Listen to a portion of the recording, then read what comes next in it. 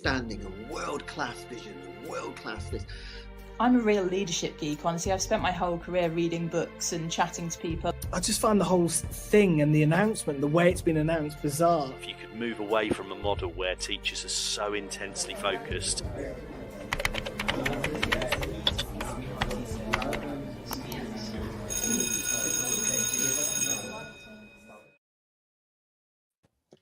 Good morning and welcome to the Weekly Review. I'm your host, Paul Hazzard, and with me this morning we have Lucy Newberger, John Gibbs, and Brent Poland. You're all very welcome. How are you all? Doing good. Wonderful. Wow. Great. It's been another busy week. What's that, Brent? My resting heartbeat is a lot lower. I've been checking my heart monitor, but I'm 5 weeks in, results for this week, and I've been noticing my resting heart rate is back to its normal level. So be interested to see what happens in 2 weeks' time when I'm back at school. I'll keep you updated. I'll produce a graph for that. Do you wear a watch? Yeah, you need one of those watches that measures all that. Yeah. Well, it's been a busy week in education as ever. We've had GCSE results. People, as Brent has just indicated, really seriously gearing up for the new year now. But it's a bank holiday weekend. We've got 3 great stories for you and 3 great shows, which we will talk about after these messages. This show is brought to you in partnership with John Catt Educational, publishers of professional development books and resources that support great teaching and learning in schools around the world. John Catt have an exceptional collection of book titles that cover a range of educational topics, ideas and research. The books are aimed at forward-thinking schools and support best practice teaching for both primary and secondary education.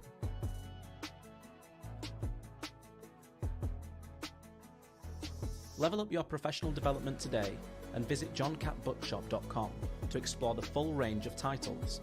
Use the code JCTTR2425 for 20% off your order.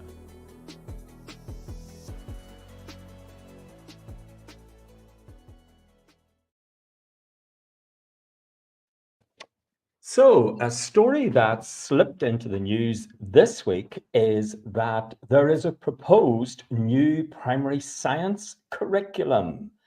Now, I don't know if you've ever seen that film Around the World in 80 Days, where Phileas Fogg is challenged by all of these, these stuffy old establishment scientists, and, they challenge him to go round.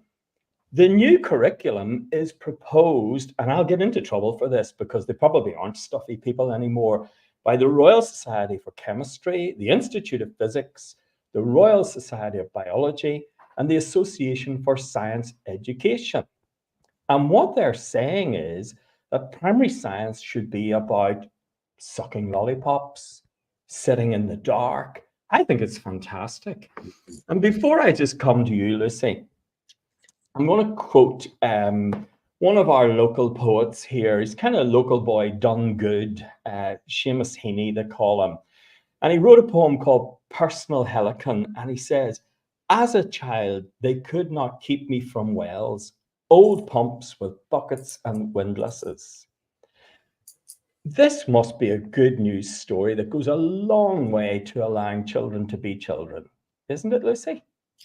Absolutely. I mean, first of all, science is meant to be investigative, which I can't say, but it's meant to be immersive. It's meant to be, so I can see Brent cackling, but it's meant to create that wonderment. It's meant to be hands-on, doing experiments, doing investigations, trial and error, all these things that, we need to introduce children to from a young age, the sort of more serious side, if you like, in terms of kind of writing up investigations. You can introduce that later on, but why not use things like melting ice lollies, sitting in the dark, mucking around with things? That's what creates the joy. That's what creates the wonderment. And that to me is so much of what's missing from this curriculum at the moment. It's music to my ears, as you can imagine. I mean, we've talked at length about sort of what kind of teacher I am. And I love kind of getting involved with all these things and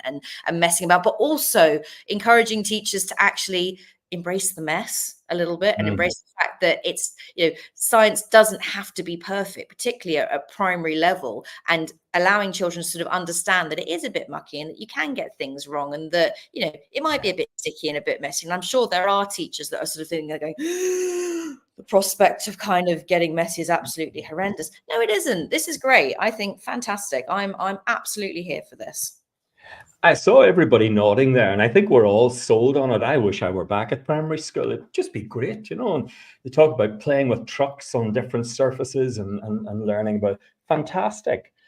Now, they do admit, John, that this is about building science capital. So behind, the headlines and the ice lollies and the superb articles by Michael Rosen and so on, does that serious side detract a little from what will be enjoyable lessons? Well, I sort of don't mind if it does, really. In the end, I think if the student remembers the great, wonderful game we played, but can't remember why we played it, well, hey, that's part of that. It'll build. There'll be layers of other things. It'll get there in the end. Not everything has to be measurably achieved something. What have you achieved? It's that sort of walk into a classroom, every student must be learning and know what's going on. Not necessarily. A bit of bafflement's not a bad idea. And if a game is in itself fun, that's good for me. I remember, and also not just primary school, not just science, not just flashes and bangs and smells in primary school and such like, and ice lollies, but in secondary school as well. I remember a brilliant lesson where a teacher, a colleague of mine, turned his classroom into the Titanic. The dining room of the Titanic. We were all one at a time. Other teachers and students were welcomed in, and kids were standing there like waiters. And then they stopped, and they each kid told the story of why they were traveling to America and stuff like that. It was drama in a humanities lesson, year 9. Absolutely brilliant. Turn your classroom into the deck of the Titanic or something. Wow. Might feel like that sometimes anyway, but Yeah. Can I just say that ship was absolutely perfect when it left us? I just want to make that clear that when it left Northern Ireland, there was nothing wrong with it. Okay. Brent, if I could come to you, and something of a little more, of a serious point on this. We've had 15 or 20 years where STEM subjects have been promoted.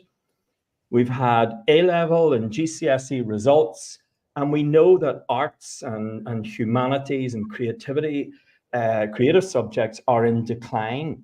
We also know there's a big link, to mental health. And, people are telling us that, creative and expressive subjects are very important for that balance. Is this emphasis on fun science, is it going to create a further imbalance and maybe some unintended consequences? And no, I think if you're being creative with science, you're still being creative. I think science is essential. I mean, it underpins science, maths, English are fundamentals, aren't they? They're core basics. And if you apply things like logic, you apply curiosity. I mean, I consider myself partly a scientist. I'm a geographer. So I use a lot of science. And again, my geography lessons when I was at school was walking and doing nature walks. Biology lessons were done going through Hanratty's bog and picking out water boatmen. Frog spawn in the classroom. Those science lessons were imbued with nature, imbued with and connected to the rest of the curriculum. I mean, if you understand science, I understood why the seasons turned, why the leaves were going a certain way. So you can get the creative. There's science. Politics is a political science. I mean, even in the arts, you have science running through there. So you can't I don't like it when people do that and say, well, you can't have one or the other. Why can't you? You can have, Renaissance children where they are capable of doing multiple subjects and taking parts of the brain, and the brain should connect that way. My problem with this is all very well and good, but where's your Ofsted regime? Where's your senior management? Where's the school trusts? All the rest of it. So this is great proposed from the science guys themselves, probably using evidence.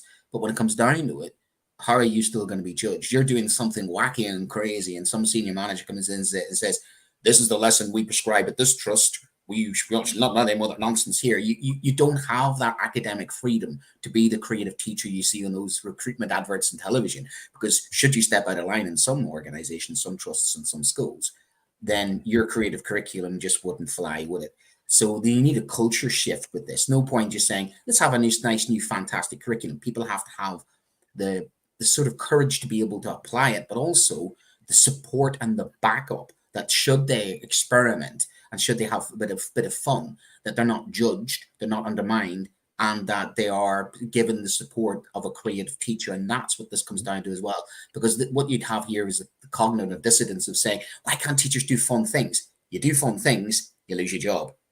You stick to the prescribed curriculum, do what you're told, Yes, you get promoted. So unfortunately, teaching's become, we all know what we want to do, but we're pushed into certain areas where we've lost a lot of autonomy and freedom. So this has to go with structural change as well. But I welcome it. I think it's a good conversational starter, but you can't do it unless you change the culture as well.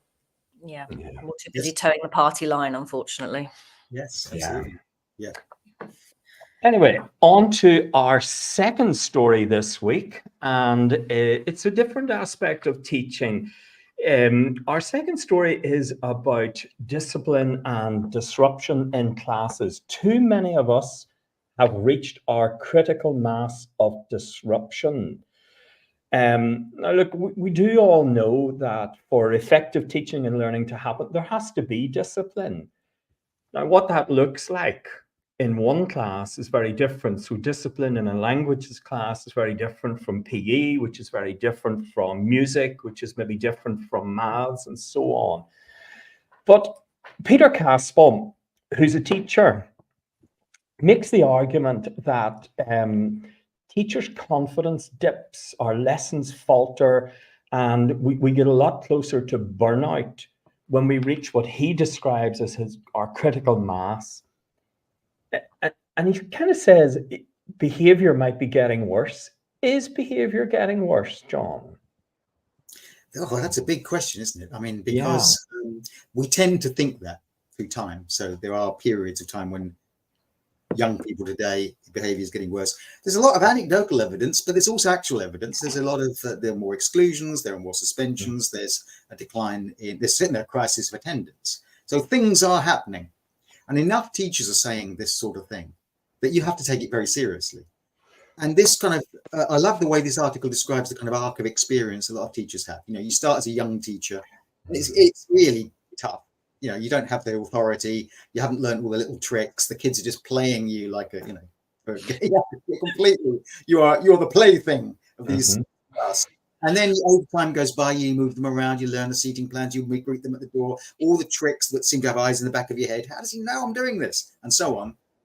That, you know, yes, toward the end of your middle or the end of your career, I don't really have a problem with discipline anymore. You're one of those teachers you admired when you first began your teaching.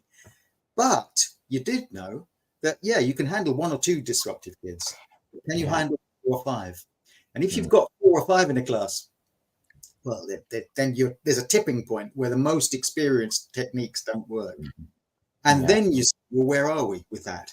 And I hopefully, what I don't want to happen is the idea that young people today, and it's all about the home, it's about the environment, they don't know how to be disciplined and so on.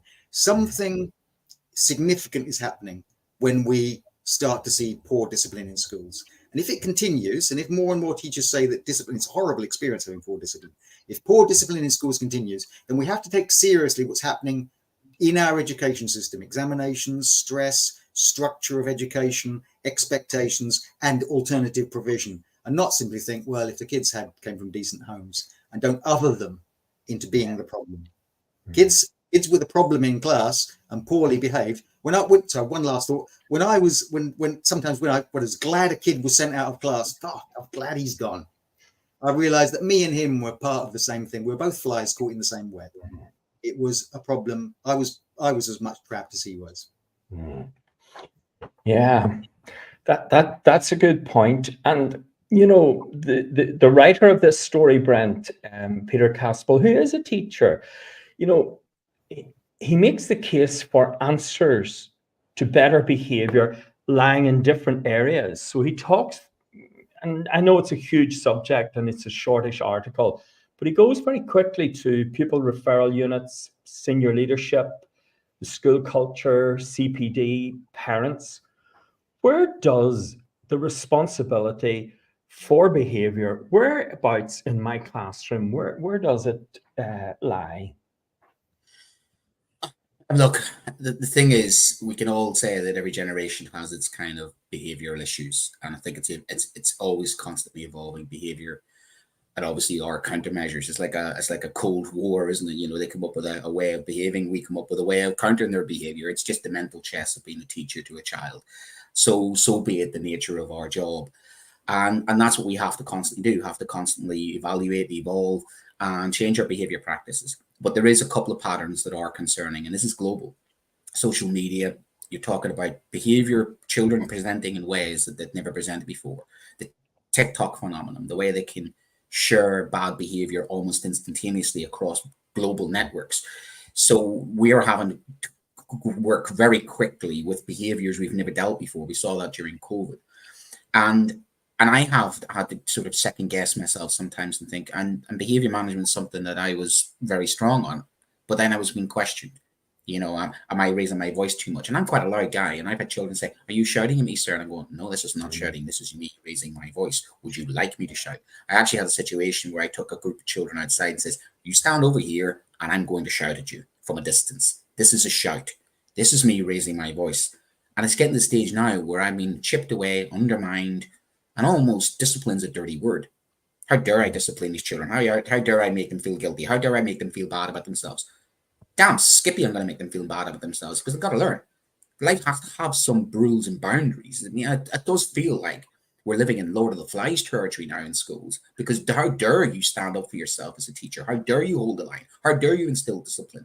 And it's almost now we get a bunch of psychologists out there who are saying, you know, don't use guilt and shame on children. Don't do this, don't do that. And you're going, whoa, whoa, whoa. Do you want to get your backside into the classroom and try and discipline 30 children?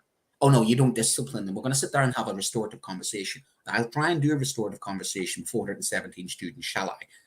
And that's the problem is I know how we could do it better, but I don't have the time. I don't have the resources. I don't have the support. And we don't have an industrial revolution type of schooling with a winner, you know, with a one size takes all. We can't do that. We have to have 30 children in a classroom. We have to do old school discipline. And I know people are now moving away from that, but until they come up with a way of reducing class sizes, until they come up with a way of increasing the corridor space so we don't have stressed out corridors, and until they change the dynamics and structure of our education, there's no point in trying to change what our behavior routines are until you change those things. Because what we get is now contradictory of you're a bad teacher if you discipline the children. Because and again, we're being criticized by educational psychologists saying, you know, these rules, these kids, and you're getting a lot of parents who are going along and saying, oh, I felt that way at school. That's fine, but what are their solutions? And I don't see that they have solutions. A lot of these educational psychologists, they're telling us what we should be doing, but they don't come into schools and practically say, this is how you do 30 children, and that's what it comes down to. It. I never criticize anybody's behavior management because everybody does it slightly different, because everybody's personality is slightly different. I can do some things that some of my colleagues can do, and equally, I can walk into a room with 600 kids and pretty much do old school sergeant major, and they will listen to me. Some people can do that, some people can't. I think you should have a little bit of, again, that freedom within reason to do behavior management, what works for you and what works for your school and your setting. And again, some trust bodies and some schools don't do that. They tell you this is how you do behavior management. So I think, to finish my point, a lot of teachers are undermined. Their confidence has been chipped away at it. They get a lot of low-level concerns for doing the things they've done for 25, 30 years. And all of a sudden, the goalposts have shifted, and we're having to shift quicker than we probably ever have, because it's just an ever moving mosaic. Yeah. And all the while, you know, the expectations on us for outcomes, for results, are increasing. Lucy, if I could come to you for a moment, and I know you've spoken to people, you know, about how discipline is becoming in primary schools. What's your experience of primary schools and discipline? I mean, it is interesting and it is changing. And I don't want to turn this into a kind of a man versus a woman thing. But I do want to pick up on something Brent just said. Brent, you could walk into a room and raise your voice, and it will have a very different impact to me doing it. Yeah. You will get probably the absolute. I won't get that because I am a small woman, and this in primary school, unfortunately, is becoming a thing as well. That I don't want to go too much feminist route, but female teachers, we are. And even at primary level, certainly at upper primary level, are starting to lose that grip a bit because you are getting the kind of back chat from particularly from the boys that you weren't getting before, again because of the social media exposure and things like that. And it's not just that. I also do, and this is maybe kind of sort of hippie teacher heart comes into it, togetherness thing. There's a huge disconnect happen between schools and families, and again this is a global thing as well. We've sort of lost touch with each other, and a huge amount of finger pointing going on. Well, actually no, is this a parent job, and instead of kind of trying to bring and it's very difficult depending on, well, harder in certain communities because there is still kind of a difficulty with how some parents feel about school, etc. But I do think schools fundamentally need to work on bringing, we are centers of communities. That is a large part of what we do. And if we're not bringing these people back together, then I think we're going to have increased difficulty. I don't know what the answer is overall, and I feel I haven't answered your question at all there, but that's just kind of a condensed version of my thoughts. But your thoughts are very valid, of course, and it's an enormous area, and we wish we had a magic wand, but I don't think we'll solve it here. Can I just one quick point? You're absolutely right, Lucy. The amount of times as a union rep I've had to step in, and because female colleagues have been undermined by parents also. I've had misogyny. I've challenged misogyny from some parents towards some of my female colleagues, and then I realized that's where the children are getting it. And I don't know whether I'm more sensitive and aware of it. And I think there is that aspect as well of maybe we are more attuned to those type of behaviors. But you are absolutely correct. The amount of times I've had to go into a dining hall and sort of use I would call it like Jedi presence, because sort of my presence resonates like a sort of like the voice, the person. But I get criticized for that too. I've run the line where somebody like, I'm shouting at the children. I get pushback. I've had complaints about the tone of voice I'm using, and I'm scaring the child and all the rest of it. And it sort of, you're damned you do, you're damned you don't, because if I use my sort of persona, I'm therefore open to criticism of using that persona. And that's the real risk that you have, if you're a powerful person, and you have to restrain that. But where is the line? And the line just changes all the time, Yeah. And I think, as we can see on the screen now, a point from JBL, who's making a couple of points, but certainly one of them's fitting in with what you're saying there, Brent. When teachers go in and they bring a framework of discipline, maybe to an unruly crowd in a canteen or something, yes, it can get turned around and we can become the target, in something of a kind of a smoke and mirrors with children to kind of slip away with their behaviors. We'll turn it on the teacher. Oh, he's big, he's cross, he shouted. Yeah. But look, as I say, it's not an area that we are going to resolve this morning. And all schools have to come back to discipline, behavior, and relationships regularly. On to our third story this morning.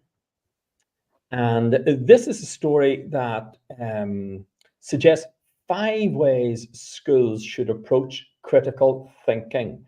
Now, Bridget Phillipson tells us that under Labour's curriculum review, they will develop plans to embed critical skills in lessons to arm children against the disinformation, fake news, and putrid conspiracy theories awash on social media. Gosh, that's a big claim. It's a bit of an angry claim, I think, too. But Brent, are we maybe seeing something on the horizon then, that at least the curriculum will have some aspects that address things like fake news, social media, and all those poisonous things that are happening with our young people? I mean, I don't know where they've been the whole my teaching career, because that's what I've been doing every history lesson, to be perfectly honest with you. I think my English colleagues pretty much do exactly the same as well. And I'm sure many other subjects we look at, the scientists would probably question the validity of that, talking about mathematicians and statisticians talk about the quality of data and quality, the sources. So I think this is one of those grabbing a headlines things. Let's teach our kids more critical thinking. We've been doing it and we are doing it. The problem is they need to sort of practice what they have preached. Let's be frankly honest with you, because the people at the top are part of the problem.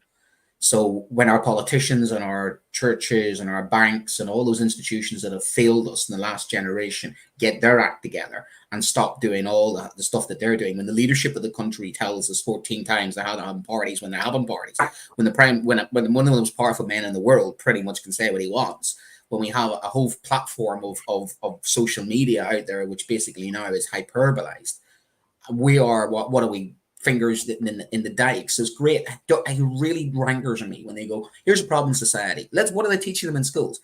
Kids aren't the problem. Parents are the problem. Adults are the problem. Social media is the problem. And what they're learning from, we could tell these children at school and be completely undermined as soon as they switch on their phone, or as soon as they switch on to talk to a parent who's down the conspiracy theory thing. And that's where we're at now. We're at the situation now where I've had to challenge some parents because climate change isn't real. This isn't that. This is not. I'm going, whoa. Because we're at the stage now where teachers are, not listened to by some children, because I'm not listening to you. Why? Because you're one of these people. We really, the government, if they think that teaching children critical thinking at school is going to solve the problem, that they're well beyond where the problem actually currently is. Yeah, it's welcomed. It's a good idea. But at the same time, that's a very small part of a bigger problem that needs to be resolved. And all schools are showing there is obviously the barometer of where society's at. But you can't fix society by just basically saying, what are they teaching the kids at school with an overloaded curriculum? Sorry about that, but no, this is a good headline grabber. But in practicality, let's look at the whole picture of what's happening in false news, false media, social media, the whole shebang. It took 4 years to do the online digital bill. So the government needs to get its act together and move a lot quicker and close off all these false information stems, because otherwise we just again be undermined. What we teach in school will completely be irrelevant because it'll be the opposite of what they're told. John, I saw you nodding there a moment ago, and Brent kind of alluded to, how will schools cope with that? But I'll maybe come to that in a moment. Lucy, can I ask you, and I do accept, that history teachers and so on have done this kind of thing for a long time. They've tried to teach, critical thinking, critical literacy, and so on, right? But I still think, more needs to be done right across the board, because our children aren't able to think critically. They don't have critical literacy abilities. But if this were implemented, what could it achieve? What could a program of critical literacy, critical thinking achieve? And I should say, all 3 articles this morning, by the way, are written by teachers, which I love to see. And Bernard Andrews, who wrote this one, is a philosophy teacher. But Lucy, back to the point. What could I have a philosophy A level, and my philosophy teachers were marvelous. So it's I did get quite excited to see that he was a philosophy teacher. The hard truth is this needs to start from dot. Really, these skills need to be. By the time you're starting to teach this in secondary school, it's too late. In this day and age, it's too late, and that's the truth. Trying to implement this at a young age, you are going to be met with difficulty, because parents are not, some of the issues that I think should be discussing, some of the realities of today's society, some of the things that parents are very quick to have opinions on and to share with their children, and are kind of openly discussing. But, if you start discussing it, you're going to end up in big trouble. So there is a difficulty here. I absolutely do think these skills should be, and I try to sort of, certainly with my younger ones, talk about things like saying, even kind of starting with the basics of, you might feel this way about something, it doesn't make you right. And just even little things like that, and starting to kind of just instill the idea that you do have freedom of speech. You do have, a right to do certain things. And I actually always have the Convention of Children's Rights on my wall, and we talk about it quite openly. I know Brent sort of knows that, so sort of thinks things like that often get taken too far, and sometimes they do. But it's such a grey area, and again, it's one of those things that is such a good idea in theory, but do you really want us to do this? Do you really? Because I've had parents come to me and say, oh, you need to do workshops on things like TikTok. I'm like, that's great, but you might feel like that, but the parent over there would take my head off, to be honest, if I started talking about that with a group of 10-year-olds, because in their opinion they shouldn't be on it anyway, which they shouldn't. But it's something that should be throughout a curriculum from a young age. But how you're going to do that and keep people happy and keep teachers safe as well, because there's a safety aspect to this, because yes, you want us to teach these skills, but people don't like it. A lot of people don't like it. So lovely idea. Theory is another one of these things, isn't it? Theory, great. Practice, Yeah. Where do you start? So I think we're all agreed that, teaching critical thinking, critical literacy is a very good thing. And notwithstanding, the issues and difficulties that Brent and Lucy have pointed out, they're very real ones. John, are schools aligned? Are they set up to teach critical thinking? Well, no, not really, because of the things we talked about earlier, the pressures of the curriculum and so on, the content led. But we're not set up as a society to think about critical thinking. That's why there's a degree of hypocrisy about this. Not only, as Brent brilliantly pointed out, that you urge schools to do something they should be doing anyway. Critical thinking, as far as I can tell from these 5 points, is just education. That's all it is. Just to have education in schools. But when schools are in, there's an implication they haven't been doing critical thinking, which is embedded in everything we do. And there's an implication that schools can solve a problem, as Brent rightly points out, there is the lies and the hypocrisy of society out there as well, and that schools are somehow going to be beacons of solution to this problem, beacons of critical thinking.